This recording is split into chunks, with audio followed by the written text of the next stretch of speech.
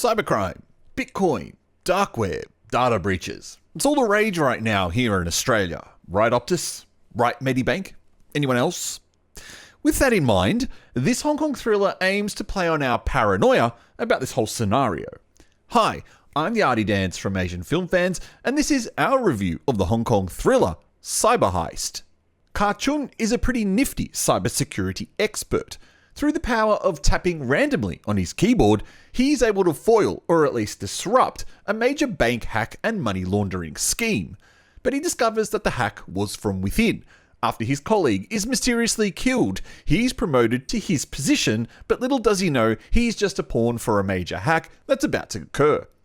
Attempting to stop the hack by using his patent-pending Firewall X and his brother's patent-pending Virus X, they unknowingly create a massive AI-controlled virus that stops the hack and pretty much wipes out the internet for everyone in Hong Kong. However, the police need evidence of the money laundering, and Ka Chun's daughter is kidnapped as leverage to ensure that he can stop the virus and allow the money to be laundered. Wow, well that's quite a lot. So where do we start?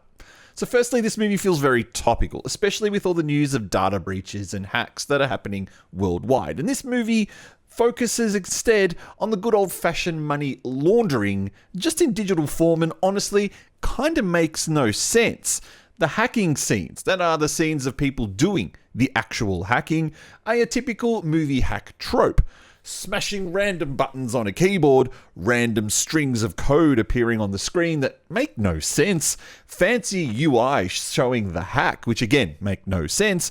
This movie feels like Minority Report crossed with Hackers, all style, no substance.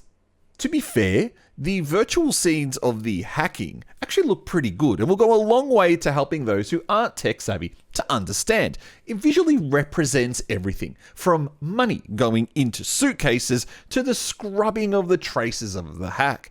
The money in the suitcase bit makes no sense, but then this is a movie thing, and visually the effects are quite good. Rather than going for the hyper-realistic CGI, the filmmakers have gone instead for a bit of a stylized virtual world, and it looks really good. Even the upside-down dark web bit looks good. What doesn't look good, and again, makes no sense, is all the scrambling that happens on the phones and computer screens when the virus is spreading. It just looks really silly. Now, speaking of silly, we've got the casting, and it's all sorts of wrong. If ever there was a fresh need for new talent in Hong Kong cinema, this movie is it. The four major actors in this film are so horribly miscast that you instantly cannot take the movie seriously. First up, we've got Patrick Tam, who's more well known for his gangster and action movie roles, who is cast as a network engineer who says the word firewall far too much, and at one stage plugs a network cable back into the same side of a router. He looks silly in the role and is clearly uncomfortable speaking computer words like antivirus and network outage. Gordon Lam is terribly miscast as the movie's second main bad guy. He actually plays bad guys really well, but not when he's wearing a turtleneck and pretending to know what a TCP/IP is and how to transfer Bitcoin into his dark web wallet to buy weapons. This is Gordon Lam, for God's sakes. He will just go down a dark alley in Mongkok and buy an unregistered gun.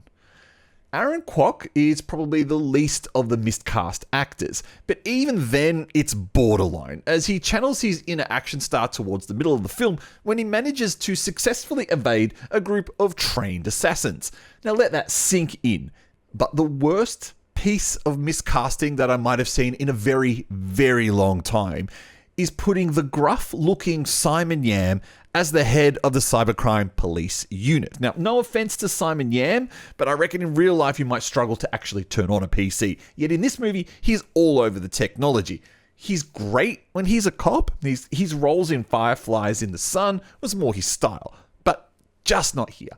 Now, on top of the miscasting and the ridiculous hacking scenes, you also have to contend with the illogical nature of the actual storyline. And it's quite clear that Hong Kong just has no idea how to make good thrillers anymore. This movie has the mainland China blueprint all over it from black and white characters. There are literally no grey or ambiguous characters in this film, which makes it frustrating as all hell.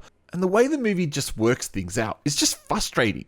Simon Yam will just all of a sudden yell out an important clue that he's magically worked out. But there's no deduction that happens beforehand to make that scene make any sense. And there are a lot of scenes like that in this movie that are just added in for the sake of it.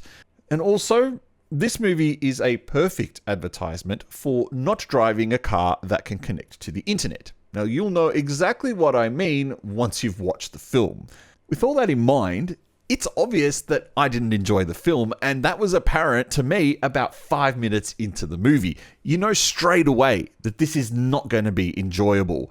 And that's why I can't give this film more than 1.5 stars. A strong cast of great Hong Kong actors that are completely miscast in their roles. Hacking scenes that make no sense, that are only saved by the virtual visualizations,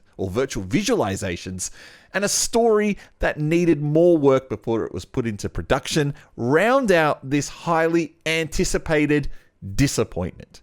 But if you've seen it, and maybe you disagree with me, leave me a comment below to let me know. Otherwise, press like if you enjoyed this video, subscribe for more Asian film fans movie reviews. We'll catch you next time.